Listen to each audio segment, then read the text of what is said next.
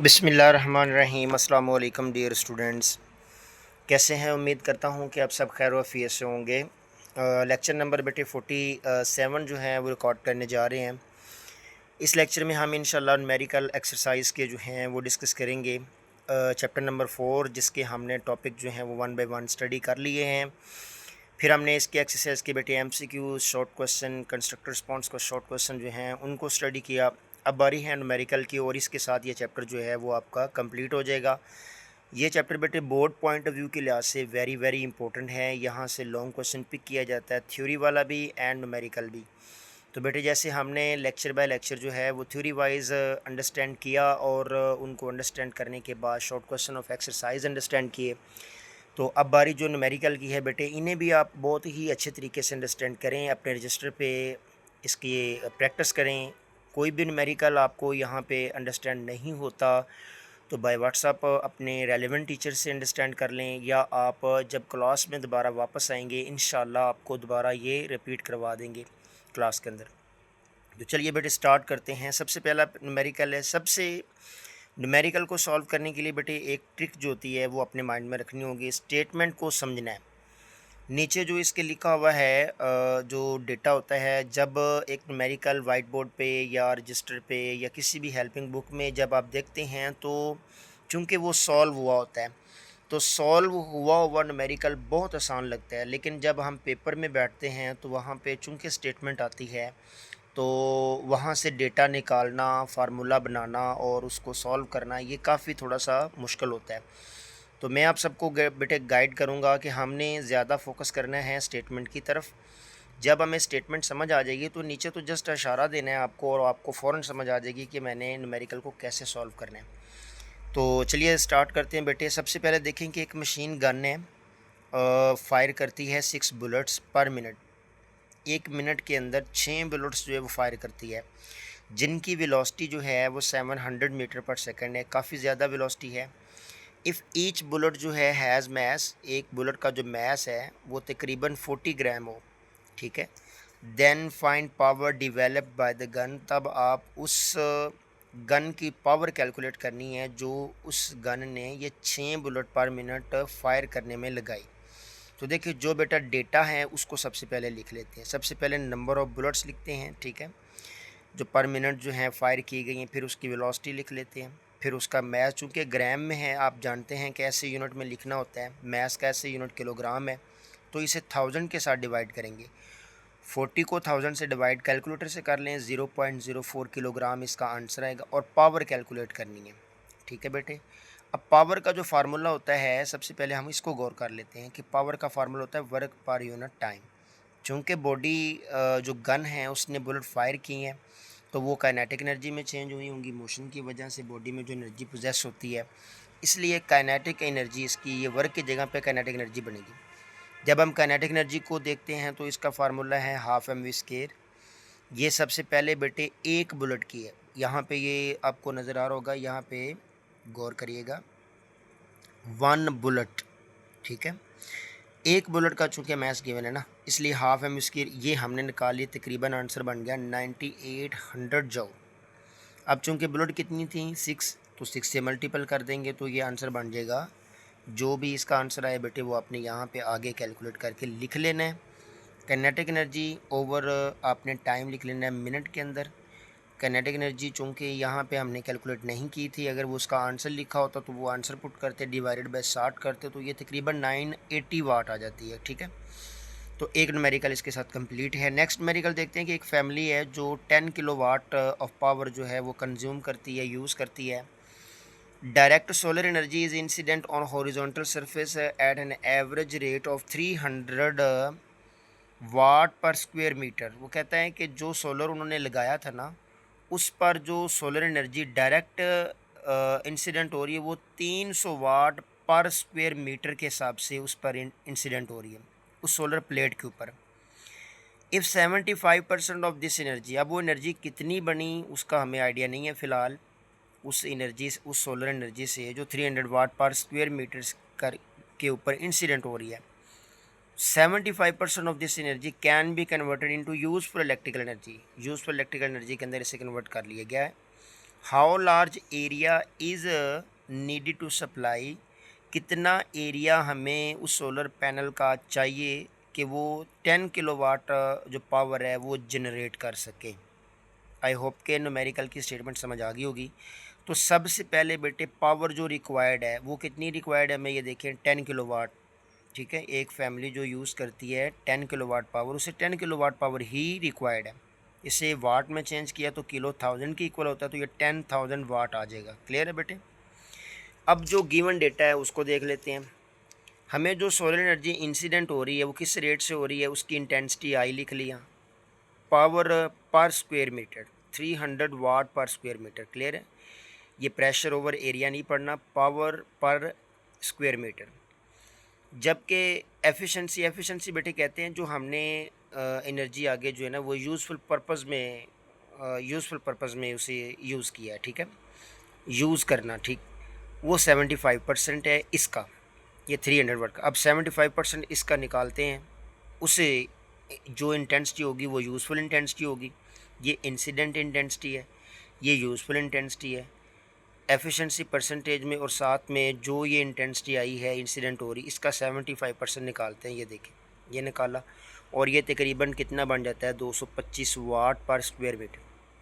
अब हमें क्या चाहिए, एरिया चाहिए जो कितनी पावर हमें दे सके, 10 किलोवाट। तो पावर रिक्वायर्ड पर टोटल एरिया का रेशो ले लेते हैं या फार्मूला बना लेते हैं, इक्वल आएगा power useful per unit area.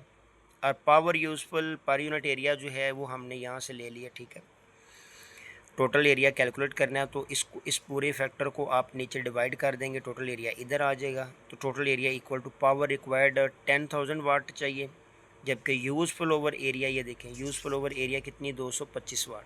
तो 225 वाट पर मीटर, वाट से कैंसिल हो जाएगा, पर मीटर स्क्वायर ऊपर जाके मीटर स्क्वायर में आ जाएगा। तो 44.44 मीटर स्क्वायर एरिया हमें चाहिए इतनी पावर को जनरेट करने के लिए।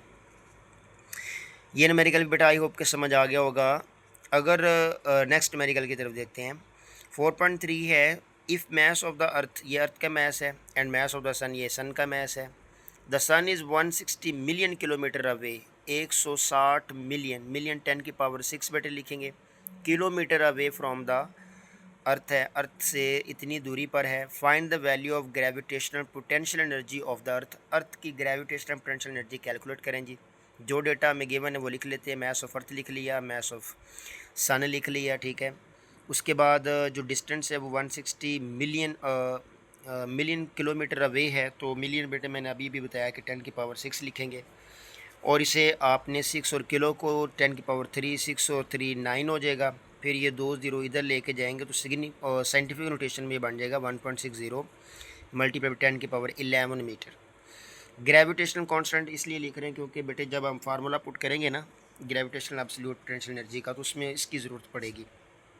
इसकी वैल्यू आपको 9 क्लास से याद होगी कि इसकी वैल्यू 6.67 होती है, मल्टीप्लाई 10 की power -11 newton metre square kilogram square होती है। फार्मूला बेटे ये दिया हुआ है आपको, इसमें आप ये सारी वैल्यू जो है पुट करें और इसका आंसर निकालें। ये बेटे मैथमेटिकल कैलकुलेशन है, ये आपने खुद करनी है, इसको ध्यान से अंडरस्टैंड कर लें। एन ऑब्जेक्ट विंग, इसका एक ऑब्जेक्ट जिसका वेट है 98 newton, is drop from a height of 10 metre, 10 metre की दूरी से इसको नीचे फेंका गया। 98 वेट लिखेंगे, 10 मीटर इसकी हाइट लिखेंगे, ये मैं डेटा निकाल रहा हूँ साथ साथ। Its speed just before heating the ground, इसकी बिफोर हीटिंग द ग्राउंड जो स्पीड है वो 12 मीटर पर सेकंड है। ठीक है, नेक्स्ट क्वेश्चन है कि what is the frictional force acting on it. याद रखें बेटे, जब कोई बॉडी ऊपर से नीचे आती है ना और फ्रिक्शन मौजूद होती है तो पोटेंशियल एनर्जी काइनेटिक एनर्जी में चेंज होती है, प्लस जो वर्क होता है वो अगेंस्ट फ्रिक्शन भी होता है।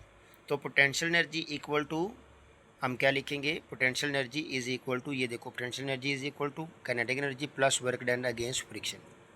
डेटा लिख लेते हैं पहले, वेट से आप मैस निकाल लेते हैं, आपको पता ही है कि एम जी और एम निकालना हो तो वेट डिवाइड बाई जी करके 10 किलोग्राम में इसका मैस आ जाएगा।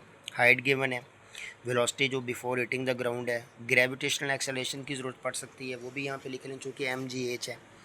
ये वाला फार्मूला है, इसमें सारी वैल्यू पुट कर दो, मैस, जी की वैल्यू, एच की वैल्यू, वेलोसिटी कैलकुलेट करनी है। ठीक है, sorry work done against friction calculate करना है। तो हाफ 1/2 10 किलोग्राम 12 मीटर पर second plus work done against friction. इसको सॉल्व करेंगे तो बेटे 980 में से ये माइनस कर देंगे तो आंसर आ जाएगा आपके पास 260 जूल। ठीक है, ये वर्क डन अगेंस्ट फ्रिक्शन है, FH 260 जूल। और आपने चूँकि यहाँ पे कैलकुलेट करनी है फोर्स, तो 260 जूल डिवाइडेड बाय H और 260 न्यूटन मीटर डिवाइडेड बाय 10 और ये 26 न्यूटन की फोर्स लगेगी।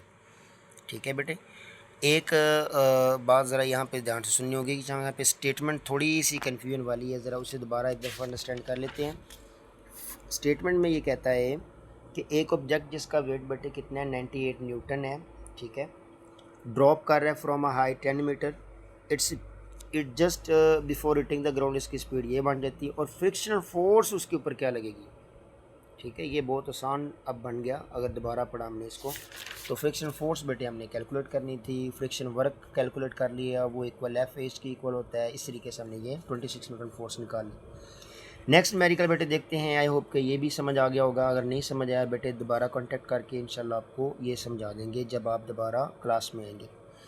तो नेक्स्ट न्यूमेरिकल देखिए बेटे 4.5 जो है वो 75 वाट फ़ैन है, यूज़ हो रहा है डेली 8 आवर 30 डेज़ हैं। क्या क्या चीज़ फाइंड करनी, एक तो बेटे उसका इलेक्ट्रिकल यूनिट फाइंड करें, और अगर एक यूनिट की प्राइस जो है वो 22 या 5 दी हो तो उसका इलेक्ट्रिकल बिल भी निकालें। तो यहाँ पे अब एक बात याद रखें कि पावर वाट में गिवन है। याद रखें जब भी हम इलेक्ट्रिकल एनर्जी निकालते हैं ना, वो किलो वाट आवर में होती है। तो सबसे पहले हमने जो पावर गिवन होगी उसे किलो वाट में चेंज करना है। जो आवर बनते हैं उनको 30 डेज़ से मल्टीपल कर देंगे, वो पूरे दिन वो 30 दिनों के आवर बन जाएंगे, वो भी आवर में रहने चाहिए, वो सेकंड में चेंज नहीं करने। तो फिर हम पावर का फार्मूला यूज़ करेंगे। देखिए पहले ये वाट में थी, फिर हमने 240 जो हैं वो आवर निकाले, 30 को 8 से मल्टीपल किया, 8 3 24 होता है और 0 साथ लगा दी। ये फार्मूला वगैरह जो है ना ये आप बेशक ना भी लिखें तो डायरेक्ट 8 को 30 से मल्टीपल कर दें। कॉस्ट पर यूनिट जो होती है वो 22/5 RS पर यूनिट है। ये भी पर यूनिट लिखने की ज़रूरत नहीं है, जस्ट अब 12 इधर आपने लिख दिया तो इधर आप 22/5 RS लिख दें। एनर्जी कैलकुलेट करनी है और टोटल कॉस्ट कैलकुलेट करनी है। तो पावर इक्वल वाट पर यूनिट टाइम होता है, एनर्जी ओवर यूनिट टाइम हो जाएगा। एनर्जी कैलकुलेट करने के लिए पावर मल्टीप्लाइड बाय टाइम, जो हमारे पास आंसर था किलोवाट में वो लिख दिया, आवर के साथ मल्टीपल किया तो 18 यूनिट्स बन गए। अब 18 यूनिट्स चूँकि 22/5 पहले प्राइस है, इसको इसके साथ मल्टीपल कर दें तो 405 इसकी पूरे महीने की जो है वो प्राइस निकलेगी। ये न्यूमेरिकल भी आई होप के समझ आ गया होगा। If an object of mass 2 kilogram is thrown up from the ground reaches at height of 5 metre, 2 kilogram mass है, उसका मैस लिख लिया, हाइट इसकी 5 मीटर लिख ली, ठीक है, and fall back to the earth, वापस आता है, निगलेक्टिंग ये रेजिस्टेंस को ख़त्म कर दें। कैलकुलेट करें जी क्या work done by gravity when object reach at, जब वो ऊपर जाता है, work done by gravity when object come back, जब वो वापस आता है। टोटल वर्क कैलकुलेट करें और इसकी फ़िज़िकल जो है ना सिग्निफिकेंस बताएं। तो work rise, work fall, work total. Work rise में क्या होगा, एंगल 180 बनेगा। क्यों बनेगा, क्योंकि बॉडी ऊपर जा रही है, ग्रेविटी नीचे है। तो 180 में हल किया तो -98 जूल आ जाएगा। जब बॉडी नीचे आएगी तो वर्क पॉजिटिव आएगा। क्यों पॉजिटिव आएगा, क्योंकि ग्रेविटी की फोर्स भी नीचे है और डिस्प्लेसमेंट भी नीचे की तरफ कवर हो रहा है। एंगल 0 डिग्री बनेगा, cos 0 1 होता है, 98 जूल आ जाएगा। टोटल वर्क दोनों को सम अप करने से आता है और वो क्या आ जाएगा 0। और सिग्निफिकेंस क्या होता है कि जो फोर्स ग्रेविटी है ये कंजर्वेटिव है, इसलिए क्योंकि क्लोज पाथ, पूरा पाथ जब ऊपर और जब वो नीचे आएगा तो क्लोज पाथ में वर्क की वैल्यू क्या आ जाएगी 0, इसलिए वर्क डन क्या आ जाएगा 0। क्लियर होगा ये न्यूमेरिकल। नेक्स्ट न्यूमेरिकल बेटे 4.7 है। इलेक्ट्रिकल मोटर जो है 1 आवर यूज़ हो रही है, 1 हॉर्स पावर है उसकी। 1 हॉर्स पावर मैंने पहले बताया हुआ है कि 746 वाट की इक्वल होती है, ठीक है बेटे। उसके बाद is use to run water pump, एक पंप को चलाने के लिए यूज़ की जाती है। वाटर पंप टेक 15 मिनट लेता है to fill tank of 400 litre, 400 litre का एक टैंक है जिसको फिल करने के लिए 15 मिनट लेता है। At a height of 10 metre, वो जो टैंक पड़ा हुआ है 10 मीटर की हाइट पर पड़ा हुआ है। फाइंड क्या करना है जी, actual work done by electrical motor to fill the tank, वो फुल टैंक करने में मोटर ने कितना वर्क किया, ये इनपुट वर्क होगा जो उस मोटर की पावर को और ये टाइम को यूज़ करके हम निकालेंगे। एक्चुअल आउटपुट वर्क, ये वर्क होगा वाटर का जो पानी नीचे से उस टैंक में जाने में वर्क करता है, ठीक है। तो ये बेटा डेटा लिख लेना आप लोगों ने। ये 400 लीटर उसने यहाँ पे बताया हुआ कि 1 लीटर को 1 किलोग्राम कंसिडर कर लो, तो 400 लीटर जो है वो तकरीबन मैस जो बन जाएगा 400 किलोग्राम। हाइट गिवन है, इनपुट वर्क ये कैलकुलेट करना, आउटपुट वर्क। इनपुट वर्क मैंने बेटा बताया कि उसकी पावर को यूज़ करेंगे, पावर वाला फार्मूला लगाएंगे, तो यहाँ से पीटी और ये मल्टीपल करेंगे तो ये आंसर आ जाएगा 671। और फिर ये आउटपुट वर्क कैलकुलेट करेंगे, तो चूँकि अब देखिए यहाँ पे आपने एंगल 0 डिग्री इसलिए पुट करना है क्योंकि वाटर जिस डायरेक्शन में फोर्स लगा रहा होता है उसी डायरेक्शन में वो डिस्प्लेसमेंट भी कवर कर रहा होता है, इसलिए एंगल 0 डिग्री बनेगा। और इससे वर्क बेटे क्या आ जाएगा 39.2 जूल। क्लियर हो गया बेटा ये न्यूमेरिकल भी। 8 न्यूमेरिकल देखें। अब सिंजर just arrived at the airport. Airport पे एक मुसाफिर जो है वो बाहर से आता है, ये जाता है, ठीक है। And dragging his suit case, उसका एक बैग है सूट केस का, उसको ड्रैग करता है, घसीटता है। लगेज वाला सामान है। चेक इन डेस्क, डेस्क के ऊपर, ठीक है। ही पुल स्ट्रैप, उसकी जो एक तनी होती है उसको with a force of 200 Newton, एक 200 न्यूटन की फोर्स लगाकर उसको अपनी तरफ से खींचता है and an angle 45 degree angle पे to the floor to the displace it 50 metre floor, जिसकी जो डिस्टेंस है 50 मीटर है, टू द डेस्क, ठीक है। डिटरमिन द वैल्यू वर्क की वैल्यू बेटे कैलकुलेट करें ऑन हिम, जो सूट केस के ऊपर उसने वर्क की, उस बॉडी ने किया, उस बंदे ने किया। सारी चीज़ें तो इसमें गिवन है बेटे। अब ये न्यूमेरिकल कोई मुश्किल नहीं है, ठीक है। FD cos 0 डिग्री, अब cos थीटा 0 नहीं पुट करेंगे बल्कि गिवन है 45, वो 45 पुट करके आंसर आ जाता है 7071 जूल, जो कि अप्रोक्सीमेटली 7 किलो जूल की इक्वल आता है। क्लियर है, ये न्यूमेरिकल भी मुकम्मल हुआ बेटा। नेक्स्ट न्यूमेरिकल है 1200 kilogram car is running at speed, इस स्पीड से मूव कर रही है, इससे पहले मीटर पर सेकंड में चेंज करेंगे। How much power will be expended by it to accelerate, 2 metre पर सेकंड से एक्सेलरेट करने के लिए उसको कितनी पावर लगानी पड़ेगी। मैस गिवन है, वेलोसिटी को मीटर पर सेकंड में चेंज किया, 40 multiplied by 1000 divided by 3600, 11.11 metre पर सेकंड आ जाएगा। एक्सेलरेशन 2 मीटर पर सेकंड है। अब यहाँ पे सबसे पहले उसने ना, चूँकि वेलोसिटी गिवन है तो ये एक फार्मूला बनता है पावर का, F.V, F cos theta, FV cos theta, और थीटा यहाँ पे बेटे 0 पुट करेंगे। क्यों? क्योंकि जो एक्सेलरेट कर रहा है ना बॉडी को, वो लीनियर एक्सेलरेशन की तरफ है, तो लीनियर एक्सेलरेशन जो होता है वो लाइन वाइज या हॉरिजॉन्टल होता है, इसलिए जिस तरफ बॉडी मूव कर रही है उसी तरफ फोर्स लग रही है, उस तरफ ही डिस्प्लेसमेंट भी कवर हो रहा है, ठीक है। इस लिहाज से हम यहाँ पे एंगल 0 पुट करेंगे। जब 0 पुट करेंगे तो इसकी पावर बेटे सिंपली कैलकुलेट हो जाएगी, ये बनती है 26,666.67 वाट। अब ये हज़ार जो है 1 2 3 26.67 किलो वाट लिख लेंगे, ठीक है, पॉइंट को जल्दी जाकर साइंटिफिक रोटेशन में। तो ये न्यूमेरिकल भी आई होप कि आपको समझ आ गया होगा। लास्ट न्यूमेरिकल बेटे देखते हैं, इसके साथ आपकी वीडियो जो है वो तकरीबन ऑलमोस्ट 20 मिनट की हो जाएगी। 200 gram apple is lifted to 10 metre, 10 metre की बुलंदी पे 200 ग्राम का एक एप्पल को लिफ्ट किया गया, देन ड्रॉप, तब उसको छोड़ा गया। व्हाट इज़ द वेलोसिटी, उसकी वेलोसिटी क्या होगी when it hit the ground, जब वो ग्राउंड को हिट कर रहा होता है। Assume that 75% of work done, ये फ़र्ज़ कर लें कि उसका 75% वर्क जो है lifting the apple is transfer to kinetic energy, वो काइनेटिक एनर्जी में चेंज हो जाता है by the time it hits the ground, जब वो ग्राउंड को हिट करती है। तो देखिए बेटे जो डेटा लिखा हुआ है वो तो पहले निकाल के आप लिखिए। मैस लिखा हुआ है 200 ग्राम, इसको किलोग्राम में चेंज कर रहे हैं। हाइट जो है वो 10 मीटर है। एफिशिएंसी जो है वो 75% है। और वेलोसिटी फाइनल जो है वो कैलकुलेट करनी है। याद रखिए बेटे फाइनल वेलोसिटी काइनेटिक एनर्जी से कैलकुलेट होगी। काइनेटिक एनर्जी का फार्मूला होता है हाफ mv²। अब यहाँ पे वेलोसिटी कैलकुलेट करने के लिए आपको याद है कि मैस गिवन होना चाहिए। मैस तो हमने ऊपर लिखा हुआ है, 2 इसके साथ मल्टीपल हो जाएगा, तो काइनेटिक एनर्जी पहले कैलकुलेट करनी होगी। अब काइनेटिक एनर्जी का फार्मूला क्या होता है बेटे, वो सबसे पहले चूँकि kinetic energy on the hitting ground जो होता है वो 75% वर्क होता है, वर्क कैलकुलेट कर लेते हैं। FD cos थीटा, यहाँ पे cos 0 डिग्री लिखेंगे क्योंकि बॉडी नीचे आ रही है और फोर्स भी नीचे की तरफ ग्रेविटी जो है वो एक्ट कर रही है। तो ये तकरीबन 19.6 जूल बनता है। और जब हम ये इसका 75% निकालते हैं तो ये 14.7 जूल काइनेटिक एनर्जी बन जाती है। अब ये फार्मूला बना और इसके अंदर ये वैल्यू पुट की और ये आंसर आ गया 12.1 मीटर पर सेकंड। इसका मतलब है कि 12.1 मीटर पर सेकंड उसकी फ़ाइनल वेलोसिटी होगी, जो कि काफ़ी ज़्यादा नहीं है। तो इसके साथ बेटे ये न्यूमेरिकल भी आपका मुकम्मल हुआ और उम्मीद करता हूँ कि जो न्यूमेरिकल यहाँ पे हमने एक बुक को यूज़ करते हुए हमने शॉर्ट वीडियो के अंदर जो है ये 10 न्यूमेरिकल अंडरस्टैंड किए हैं। आप सबको समझ आए होंगे। ये बेटे जो हैंड बुक है ये आपको एज़ वाइट बोर्ड यहाँ पे नज़र आ रही होगी। इसके साथ मैं इजाज़त चाहूँगा। अल्लाह हाफ़िज़।